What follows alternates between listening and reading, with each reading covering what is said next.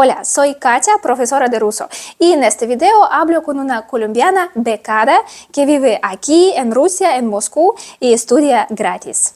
En nuestra entrevista, Ana me cuenta cómo consiguió la beca, qué incluye la beca y cómo van sus estudios y su vida aquí. Así que si tú contemplas la posibilidad de estudiar con beca, mira este video, va a ser útil para ti. Mi nombre es Ana Khalifa, yo soy de Colombia.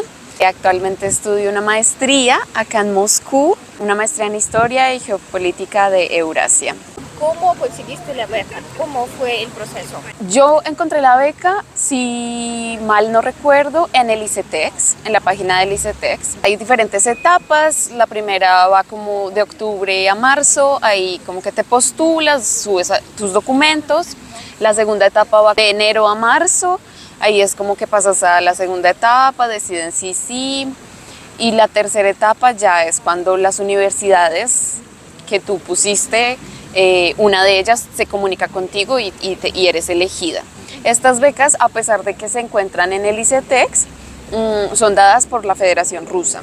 Para mí, que tenía unos conocimientos de ruso muy básicos, tuve que llegar a hacer un año de algo que se llama escuela preparatoria, que es aprender el ruso, un poco la cultura, literatura e historia de Rusia, como el contexto.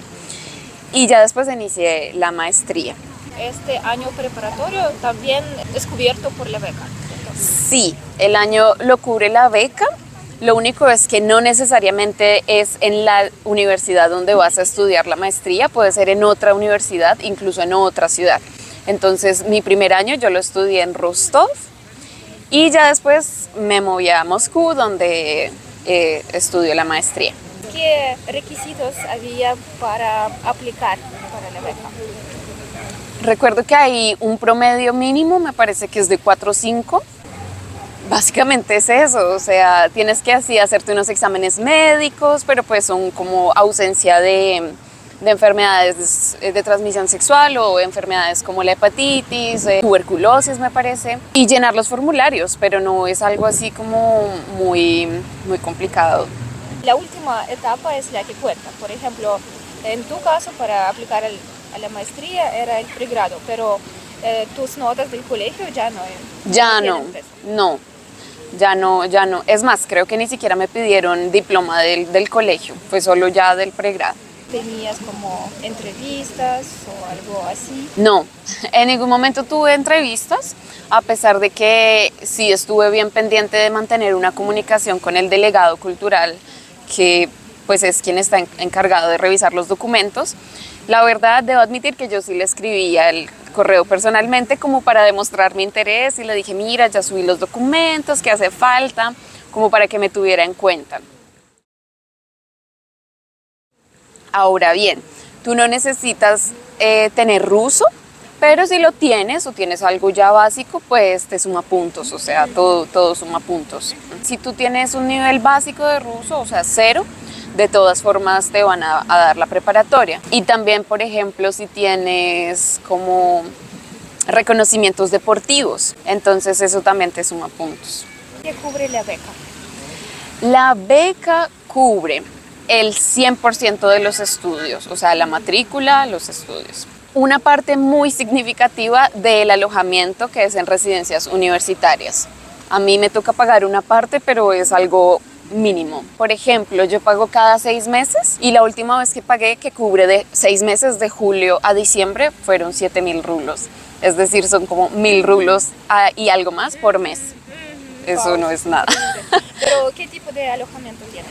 Entonces, la residencia también fue diferente. Cuando viví en Rostov era un apartamento compartido obviamente con otras chicas, pero nosotros teníamos en este apartamento habitaciones, cocina, baño, o sea, había todo ahí. También cubierto por la beca, ¿o no? Sí, pero acá en Moscú las residencias son diferentes, en mi universidad, entonces tenemos una habitación para 2 personas del mismo género, un baño que en mi caso, por ejemplo, no incluye ducha, y la ducha y la cocina son compartidas con todo el piso. Y aparte nosotros recibimos una estipendia, que es como un dinero adicional para manutención, que pues no es mucho, obviamente, pero pues sirve para algo. Entonces, por ejemplo, yo recibí una tarjeta de un banco ruso, que también es de la universidad, tiene ahí como la foto de la universidad, y cada mes ahí me depositan un dinero. Inicialmente eran 2.000 algo rublos, ahora son 3.000 algo. Pero si tú mantienes unas notas altas, puedes hablar en la oficina de ayuda al estudiante extranjero y ahí te pueden aumentar como 10.000 rublos más o menos, puedes llegar a tener mensual. ¿El seguro médico también es parte de esta beca o cómo se hace para los estudiantes extranjeros? No, el seguro médico es obligatorio, es decir, tú no puedes recibir la registración, que es un documento muy importante acá en Rusia para vivir, para cualquier extranjero. Tú no lo puedes recibir si no presentas que tú pagaste un seguro médico anual, pero ese te toca por tu propia cuenta. No tiene que ser anual, yo conozco gente que lo paga cada 3 meses o cada 6 meses. ¿Y qué tan caro es? Yo estuve buscando y hay un rango desde 7.000 rublos el año a, no sé, 12.000 rublos el año o más. También depende qué quieres que te cubra. El de 7.000 diría yo que es como básico, pero cubre servicios odontológicos, cubre emergencias y es muy importante, es obligatorio que cubra repatriación en caso de... Con la visa que tienes, es como visa estudiantil, algo así, ¿cierto? Sí. ¿Esta visa te permite trabajar de manera legal? Sí, la visa permite que trabaje. De hecho, yo trabajo para una escuela y trabajo, bueno, por mi cuenta. Y no hay ningún problema. Tengo compañeros que han trabajado en empresas de mensajería, en restaurantes, o sea, puedes trabajar siempre y cuando no interfiera con tus estudios, ¿no? Y puedas como mantener ese ritmo entre todos. ¿Cuánto un estudiante becado gasta más o menos al mes ¿sí? Viviendo en Moscú? Esa es muy buena pregunta porque yo antes, como dije, vivía en Rostov y cuando llegué a Moscú me di cuenta que acá es mucho más caro todo. Entonces, en Rostov yo podía vivir, no sé, con 15.000 rublos mensuales y acá sí se necesita un poco más. Yo digo que para vivir bien, tranquilo, de vez en cuando tener gasticos para uno, salir, de pronto unos 20.000 rublos. Pero pues obviamente eso depende de la dieta, del estilo de vida, de muchas cosas. Pero yo creo que se puede vivir bien con 20.000 rublos mensuales. Ahora no es tan fácil encontrar una forma de obtener dinero de Colombia, por ejemplo, o de enviar dinero. Básicamente los estudiantes extranjeros ahora están como cortados de la ayuda de los familiares. Sí, sí y no. Es decir, sí es difícil traer dinero de otros países, porque no hay, digamos que los medios tradicionales de envíos como hacia Canadá o hacia Estados Unidos, por ejemplo. Pero es una modalidad nueva el uso de estas plataformas de Bitcoin. Entonces, la verdad, suena difícil, pero uno con el tiempo aprende a usarlas. Entonces, como compras en pesos, lo conviertes a Bitcoin y luego compras con eso Bitcoin rublos y así es como se hace el cambio del dinero. O sea que sí es difícil, pero no es imposible. Y también aprendes a verle como los truquitos, ¿no? Como que si es una cantidad alta es mejor porque el cambio puede que te llegue aún más de lo que tenías presupuestado. O si tienes que estar pendiente del cambio, si el rublo bajó, entonces es buen momento, si subió, entonces mejor esperar. Aprendes a ser un poquito como economista, entre comillas, al respecto. ¿Notas algunas diferencias en el proceso académico? ¿Demanda, de exigencia? Sí, claro que las hay.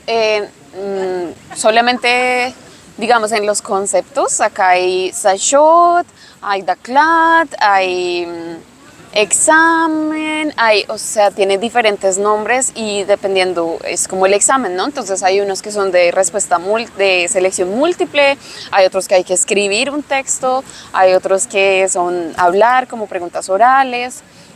Entonces, en eso al principio estaba muy confundida, porque ahí decía que, en uno decía que es Sashot y en el otro examen, y yo, pero o sea, según yo eso es lo mismo, pero ya ves que no.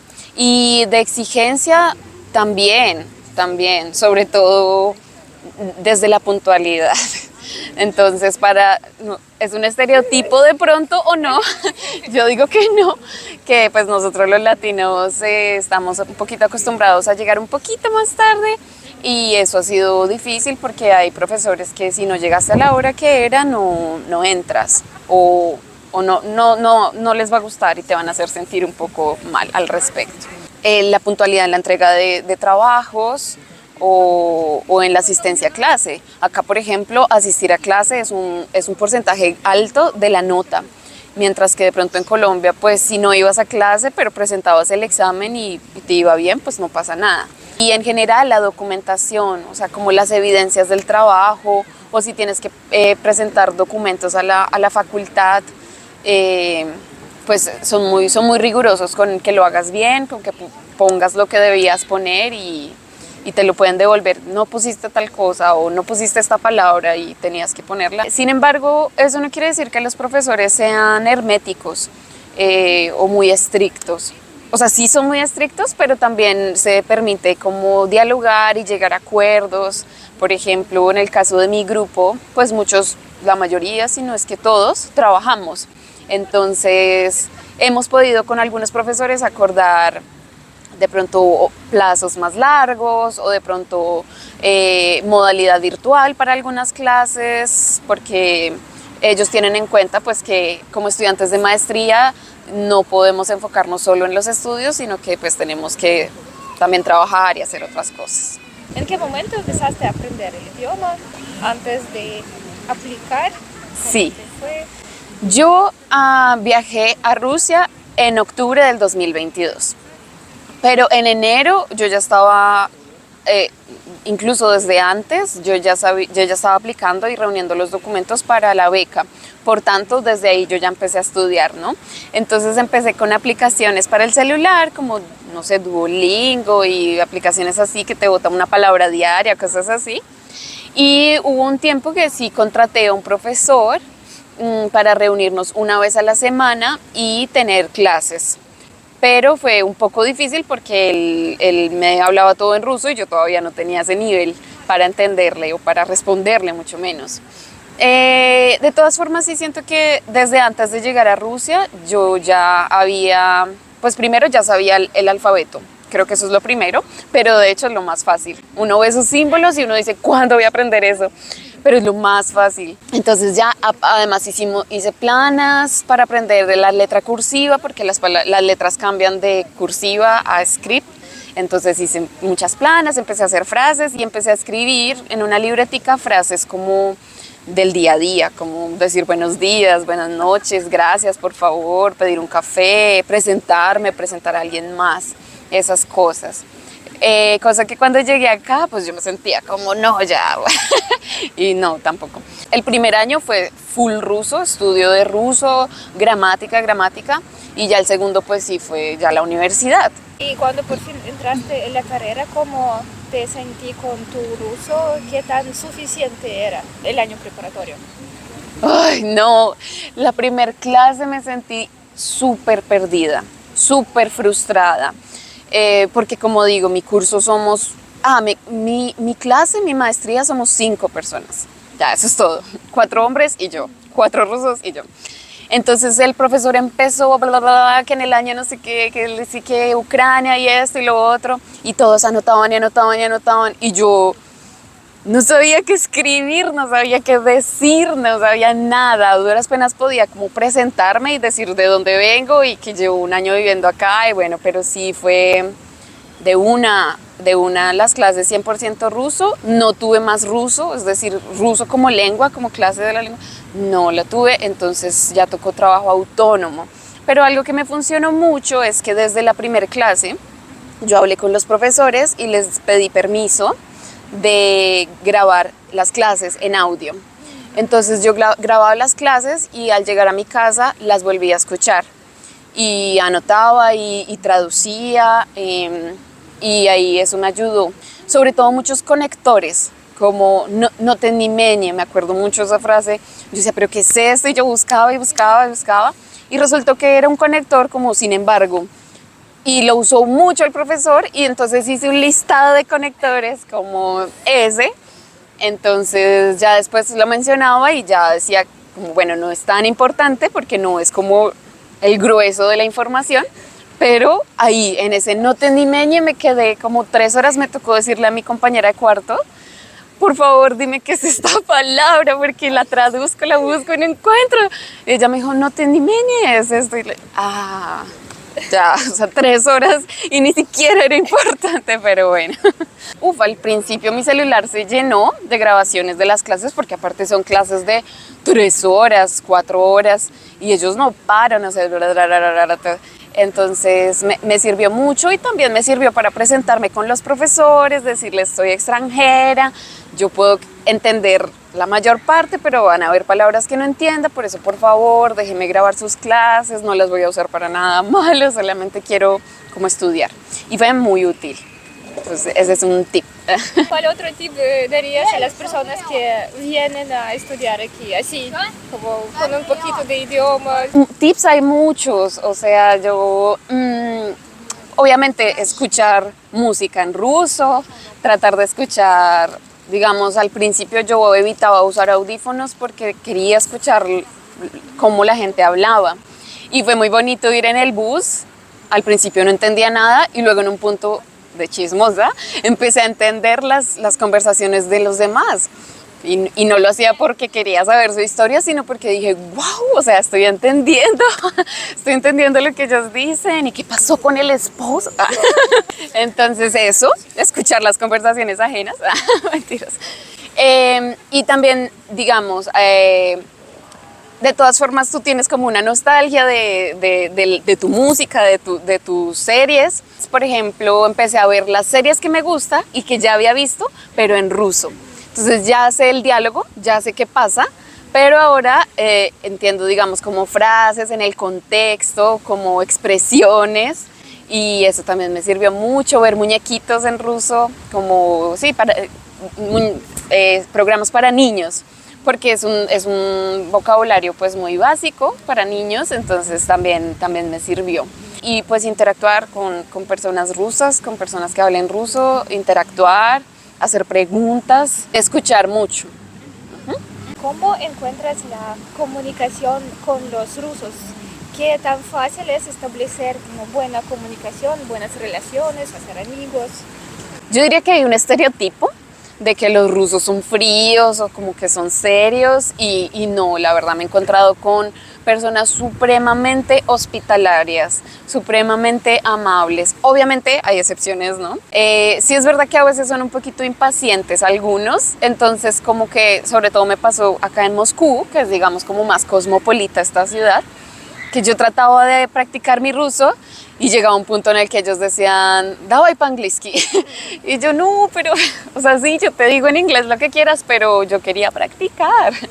Y de hacer amigos, pues, yo creo que como todas las relaciones toma tiempo, ¿no? Y toma como abrirse también un poquito, porque, digamos, mis compañeros de clase, pues todos, y sobre todo de maestría, como que llegas, ves tu clase y chao, y nos vemos la otra semana o lo que sea. Entonces como que no hay ese espacio de camaradería, ¿no? Pero siento que yo me he ganado mi puesto entre mi grupo de compañeros de clase y también ellos han sido súper amables, eso sí, súper. Y algunas cosas entre las diferencias de mentalidad que a veces te complican acercarse a la gente, ¿eso pasa? Sí, algunas veces existe esa diferencia de mentalidad. Por ejemplo, es algo que me he dado cuenta acá en los hombres rusos y es que ellos no son como que no creen, algunos no creen mucho entre la amistad de un hombre y una mujer. Entonces procuran tener solo amigos hombres y que las chicas tengan solo amigas mujeres. Pero bueno, eso también son mitos que se van poco a poco derribando, o como que tú vas dejando claro que pues tu intención no es, no sé, buscar pareja, buscar esposo, sino como charlemos, o sea, compartamos y ya. Los rusos son más directos que los latinos o los colombianos. Sí, también me he encontrado con eso, o que ellos de por sí, o sea, que de por sí son serios, entonces yo como que quiero ser amable y quiero ser amigable, entonces soy muy sonriente, y la gente lo toma como que de pronto es un coqueteo y no es así, simplemente pues solo estoy siendo amable. De todas formas, siento que en ellos también hay una curiosidad. Cuando tú les dices que eres una persona extranjera y pues de Colombia o bueno, de América Latina, yo creo que lo primero es como sorpresa y como curiosidad de conocerte. Entonces, creo que eso facilita la comunicación porque ellos tienen un genuino interés como por saber que cómo es allá, cómo es de diferente, tú vienes de tan lejos. Entonces eso abre el camino de la comunicación. Vamos a hablar de algunos estereotipos. A mí a veces me preguntan si es cierto que en Rusia se siente mucho el machismo. Yo no sé si lo llamaría machismo como tal, porque es cultural. Entonces la figura del hombre es como una figura muy tradicional y la de la mujer también. Pero eso no quiere decir que haya ese estereotipo de que la mujer es el género débil, el hombre el fuerte, es más bien como de la familia tradicional, ¿no? Y de las relaciones tradicionales hombre y mujer. Y es un debate que yo he tenido con amigas rusas y es como que ellas dicen el hombre tiene que pagar todo y digamos que yo todavía me estoy como acomodando a esa idea porque yo no estoy acostumbrada a que sea así y a mí me gusta que si yo tengo la posibilidad yo pueda gastarle a la persona con la que va a salir, o sea, o pagas tú esta vez y yo esta, o si quieres tú pagas lo tuyo y yo lo mío, o sea, también como que depende, pero digamos que eso sí está establecido, incluso ellas me decían como no, porque eso a ellos los ofende, es como una falta de respeto y me ha pasado que yo estoy con amigos rusos y es como, mira, yo pago, no me ofendas o cosas así, yo digo, no, pues dale, todo bien, paga tú, pero pues como que estoy un poquito reconciliándome con eso porque al principio sí es un choque, eso es como para citar un ejemplo, pero yo no diría que eso es machismo. Yo creo que sí es una sociedad bien tradicional. Yo me he dado cuenta que hay de pronto sí una especie como de prejuicio hacia las personas, por ejemplo, del Cáucaso o de Asia Central. Entonces de pronto sí lo he notado en ese sentido, pero digamos hacia nosotros como latinos, no. Lo que te digo, siento que es más como la curiosidad, el interés genuino como de conocerte, que racismo. No ha pasado. Con un amigo ruso y es que él decía como, es que ellos son los que están más cerquita y son los que más migran hacia acá, entonces tenemos muchos de ellos y por eso es como que es como en Estados Unidos los mexicanos o los latinos como que es como que más visible Y los que hacen los trabajos duros, ilegales. la mano de obra o las señoras que limpian, sí. ¿Experimentaste algo que puedes llamar un choque cultural? Sí, claro. Cuando yo llegué acá, tengo un amigo que ya había vivido acá 5 años y me dijo como, ay, visita tales lugares y te voy a dar un gran consejo. No te tomes a los rusos de manera personal. Ellos son así. Y yo al principio no entendí como por qué le quiere decir. Después fui a la tienda y la señora, ay, me hablaba muy duro y ya, fan, davai, estoy... Y entonces ahí fue cuando dije, pero esta señora, ¿por qué me grita? Entonces yo también quería pelearle, pero no tenía las herramientas para hacerlo. Y en momentos me encontré como que sentía que estaban siendo como agresivos conmigo. Pero no es agresividad ni es por quién soy yo, o sea, no es algo personal, simplemente a ellos les gustan las cosas rápido, eficientes. Eso digamos que es uno de los choques culturales. Obviamente en el tema de la seguridad pues nosotros venimos, no sé si con un trauma o por lo menos sí como con una prevención por el lugar de donde venimos, ¿no? De cuidar las cosas, de estar pendiente, de caminar rápido, de no mirar a nadie, sí, pues de estar como asegurar tus cosas. Y acá pues como que entonces yo al principio, la primera vez digamos que tomé un bus que llevaba el computador, yo me puse la maleta al frente y yo iba así como en el Transmilenio con la maleta acá. La gente, nadie más lo hacía. Entonces dije, ay, bueno, ya, me la voy a poner en la espalda normal. pero cada rato tocaba que siguiera el computador ahí y esa noche tuve una pesadilla que me robaban el computador, o sea, como el trauma. Como que esas cosas también son choques, para bien o para mal, que uno empieza como a desacostumbrarse. Y también como en la tecnología, por ejemplo, aquí que tú vas a, no sé, al McDonald's y pides algo no hay contacto con la otra persona, con el vendedor, no necesitas porque está ahí la pantalla y tú lo puedes hacer. O que vas al supermercado y tú mismo puedes pasar tus cosas y poner tu tarjeta y pagas y nunca interactuaste con nadie. Pues obviamente al principio todo era muy nuevo para mí, nunca me ha pasado esto, cómo funciona esto. O acá en Moscú que vas caminando y al lado tuyo va un robot que entrega pedidos y al principio es como, oye, no, o como, ay, me va a atropellar y no, incluso ellos te ven y te esquivan y es como, wow, este es el futuro. Antes de llegar, ¿tenías alguna imagen de Rusia? ¿Qué tanto coincidió esta imagen con la realidad? Sí, yo tenía una idea de una Rusia mucho más hermética, como mucho más cerrada. No sé si es que yo tenía como la idea de la Rusia soviética, entonces me iba a encontrar como con algo un poco más tradicional y como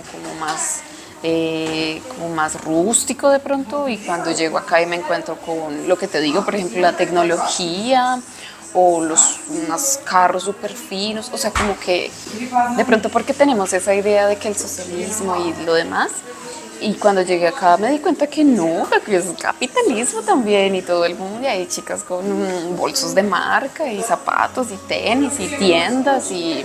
Entonces esa creo que es una de las primeras cosas que me sorprendió. También esperaba que la gente fuera un poco más cerrada de pronto. Tenía en mi mente la idea de que eran fríos y serios y no. O sea, son divertidos, les gusta salir los viernes, tomar cerveza, bailar a su manera y también como que son amigables también. Y también tenía la idea de que me iba a encontrar con mujeres muy hermosas y lo confirmé. O sea, eso en cosas de que era una idea que tenía y llegué acá y se reafirmó. O sea, como que de verdad desde que llegué estaba como que hay una mujer divina cada 3 pasos y es una cosa que yo como mujer al principio pues me generó inseguridades. Como que yo decía, no, ahora sí que soltera quedé al lado de esto. Es verdad que es de otro mundo, o sea, como que tú dices, usas caras como de las matrioshkas así, de muñequita, de los ojitos, de las pestañas. Es real, muchachos. Obviamente también tuve dificultades, digamos, monetarias, pero siempre he tenido el apoyo de mi familia. Y me di cuenta cuando viví en Rostov que tú no puedes hacerlo solo. O sea, yo llegué y pensaba, no, yo manejo, yo soluciono. Y me reuní con más estudiantes extranjeros, sobre todo latinos, y empezamos a formar un grupo grande y todos estábamos como en la misma situación pues de que no tenemos mucho dinero. Entonces era como, no, yo pongo el pollo, yo pongo el arroz, y hacíamos almuerzos entre todos. O sea, sentí un apoyo como de la comunidad muy grande entre todos. Y eso fue muy bonito porque dije, es que toca, o sea, no, hay cosas que tú no puedes hacer solo y tienes que estar abierto como a que haya una comunidad y que te apoye, sobre todo cuando migras solo. O sea, es muy difícil andar solo por el mundo. Por ejemplo, pasé Año Nuevo en una casa rusa, o sea, de una familia rusa. Pues en mi casa me enseñaron que todo lo que se sirve, tú te lo comes, ¿ya? Entonces, pero cuando viví el Año Nuevo ruso, bueno, el Año Nuevo aquí en Rusia, la señora de la casa pone un montón de comida. Son como 4 tipos de ensalada diferentes: pescado, pollo, cerdo, carne, otra ensalada, pan, caviar, postres. Entonces, como que yo empecé a servirme y a comer. Y ella traía y traía más y yo ya estaba llena, pero por educación y por lo que a mí me enseñaron, pues yo seguía comiendo y seguía comiendo. ¿Siguió trayendo? Y ella siguió trayendo. Entonces, después yo les explica, o sea, porque yo después dije, esta señora pensará que yo soy sin fondo. Y yo ya estaba llena, Pero si ella me sigue trayendo por educación, pues yo sigo comiendo, porque aparte yo vi que la señora duró todo el día cocinando. Entonces yo dije, pues hay que valorarlo, y come, come. Hasta que me dijeron, como, no, pues no pasa nada, pues dejar cosas. O digamos, ese mismo año nuevo, como que llegaron las 12 y en mi familia, por ejemplo, son las 12 del año nuevo y todos nos abrazamos, nos saludamos, ¿no? Como que esos son besos y amores. Acá fueron las 12 y todos se sentaron alrededor del televisor a escuchar el discurso del presidente. Y yo era como feliz año y todos ahí. Y yo, ¿qué pasa? Es una experiencia que me está cambiando la vida, porque muchas de las cosas que yo daba por sentado en Colombia, aquí se han transformado. O muchas de las cosas que yo en Colombia decía como, yo no voy a hacer eso, o yo no voy a hacer así, o yo, pues acá no, porque de todas formas es un contexto diferente y también a ti te cambia, pero eso está bien. Por eso digo, como estar abierto a que tú no tienes la verdad absoluta y que hay otras formas de ver el mundo, y que pues eso está bien. Sobre todo, digamos, de pronto nosotros que somos de América y que estamos influenciados por, digamos, un poco por Estados Unidos, como que tenemos una visión de este lado del mundo y de Rusia, un poco construida por ellos, ¿no? Y por la propaganda, por Hollywood, bueno. Y que esos son mitos que solo puedes derribar estando acá, porque si tenemos una barrera que es como los medios de comunicación nos venden una idea de lo que es Rusia, que no es así, y que solo cuando estás acá te das cuenta que no, que son estereotipos, y que acá Rusia es muy diferente. Y es como cuando le digo a la gente, uy, con un calor, pero usted está en Rusia. No, ¿y qué? Acá también hace calor, acá también hay verano, aquí también hay playas, hay piscinas, en fin, como que ha sido bonito derribar esos estereotipos y descubrir las cosas por ti mismo. Antes de viajar, se creó un grupo de WhatsApp con todos los que habían obtenido la beca, y muchos viajaron antes que yo, como semanas antes o demás. Y hubo quienes llegaron a Finlandia y dijeron como, no, cerraron la frontera, no, ya no queremos ir, nos devolvimos, no, está complicado. Entonces hubo un punto que yo dije, ¿yo qué voy a hacer? O sea, yo ya tengo tiquetes comprados y yo ya, este es el plan, o sea, no hay más plan. Y pues me dio miedo, obviamente, y pues mi familia también estaba asustada, bueno, en fin. Pero tú llegas acá y acá no pasa nada de eso, o sea, acá no he tenido, digamos, situaciones en las que yo haya visto que mi vida corre peligro, o que se sienta como que hay un conflicto sucediendo. No, es lo mismo, nadie habla de eso en la calle, simplemente no se toca el tema. Es más lo que se enteran por fuera que lo que se siente acá. Y eso que yo estoy en contacto pues con diferentes medios de comunicación de diferentes perspectivas, porque pues uno tampoco se puede quedar como con una sola, ¿no? Sino como leer varias cosas. Pero no, pues aquí todo es muy tranquilo. Lo que se siente de pronto es como con las restricciones, ¿no? Que no puedes usar Instagram, no puedes usar Twitter, no puedes usar ahora YouTube, eso de pronto sí, pero pues es como cuestión de encontrarle la forma y ya. Y que lo contemplen con seriedad, porque esta es una muy buena opción. Yo creo que actualmente es como de las mejores opciones que hay en cuanto a oportunidades. Sean abiertos, que estén abiertos a mirar el mundo desde una perspectiva diferente, desde una cultura, una religión, un idioma diferente. Yo creo que para migrar a cualquier país hay que ser abierto a cambiar un poquito el chip y la idea que tienes de ese lugar. Que investiguen mucho si este tipo de culturas, si las políticas de este país, si la inclinación, si la religión, si todo, es algo que se adecua a sus pensamientos y a sus ideales. Porque tú tampoco puedes venir a otro país y esperar que todo se acomode a ti, ¿no? Tú tienes que también aprender a acomodarte y pues escoger bien pues, que va de acuerdo a tus pensamientos. Independientemente del país que decidas ir, al menos aprende frases básicas, ¿no? Como saludar, pedir el favor, dar las gracias. Suma mucho cuando llegues, porque pues va a dar una buena impresión de ti, va a mostrar tu interés y pues en general, o sea, es educación. Yo creo que eso, pero Rusia es una muy buena opción. Sí, sí, sí. Porque inicialmente son muchos los gastos que hay que hacer. Yo llegué en octubre, que eso ya es a puertas del invierno. Entonces tocó llegar a comprar chaqueta, a comprar botas de invierno, a pesar de que yo traía gorritos y eso, no es suficiente. A comprar platos, ollas, toallas, sábanas. O sea, sí, como que esas son cosas que tú de pronto son medio obvias, pero tú no las contemplas solo hasta que estás acá y dices, y te das cuenta que no tampoco son tan baratas, o sea, comprar SIM card, abrir tu cuenta del banco, a comprar la tarjeta de transporte, o sea, son muchos gastos que son apenas llegas, o sea, la primera semana. Sin contar con que tienes que hacerte unos exámenes médicos como inmigrante, que son obligatorios y que también cuestan bastante dinero y pues que no dan espera. Entonces, es mejor llegar con un buen colchón de dinero. Yo diría que no sé, 5 o 6 millones de pesos para que vivas tranquilo y sobrevivas bien por un tiempo.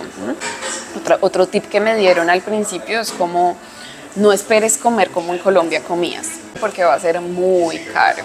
Y traigan masa para arepas, porque no se consigue, y si se consigue es como gente que trae, pero es cara. Sí, hay varios grupos de Telegram. Hay uno especial que es como el más grande, es como de todos los latinos se llama Latinos en Moscú, pero hay gente de otras partes de Moscú. Y está muy bien organizado, hay secciones, entonces una es como de cosas legales, hay otra que es de búsqueda de trabajo, hay otra de compra y venta de cosas, que ahí es donde a veces se consigue como plátano, harina, de arepas. Hay otra que es de eventos, entonces dicen como, hay fiesta latina en tal lado, o hay tal stand-up comedy en español también hay. Sí, sí los ha habido. Ha habido momentos en los que estaba muy frustrada y como que me cuestiono todo lo que estoy haciendo acá. No son muy seguidos, pero pues los ha habido. Que yo digo, no, ya, o que pienso, yo ya debería hablar más en ruso, ya debería haber logrado más. Hay esos momentos. Y también momentos de nostalgia, de genuina nostalgia por mi familia. Bueno, este año tuvimos una pérdida en mi familia y pues ha sido como eso, como el duelo desde lo lejos, y eso es muy difícil, no tanto por la persona que falleció, bueno, pues aunque sí, porque no tuviste la oportunidad de despedirte, porque no la vas a volver a ver nunca más, pero también porque no estás ahí para acompañar a tu familia y para estar ahí para ellos, para los que quedan. Entonces eso ha sido bien difícil. También la soledad, o sea, la soledad es complicada, a veces sentirte como incomprendido, como que por esta señora porque no me entiende lo que le quiero decir, o sí. Pero es algo que pasa más que todo en el primer año, me imagino. Sí, sí, pero pues no deja de, a veces hay como situaciones que disparan esas sensaciones, ¿no? Un amigo me decía que esto es como, haz de cuenta, una selva y tú tienes un machete. Tú vas abriéndote el camino tú solo, pero tú estás abriendo tu propio camino, o sea, ese camino nadie más lo recorrió, solo tú. Lento o rápido, bien o mal, pues cada uno está forjando su propio camino y ahí va. Hay que aprender a ser fuerte, hay que aprender a estar solo, o sea, como a estar cómodo con la soledad, porque a veces así va a ser, o sea, a veces vas a estar solo y ya, no hay de otro. Pero también lo que decía, o sea, hay que aprender a compartir y con los demás y a sobrellevar esas cosas. Entonces, nada, pues ahí vamos, pero yo diría que el parte es más de que vamos bien. Espero que les sirvan mis consejos y ya, ¿no? Pero aquí, bienvenida.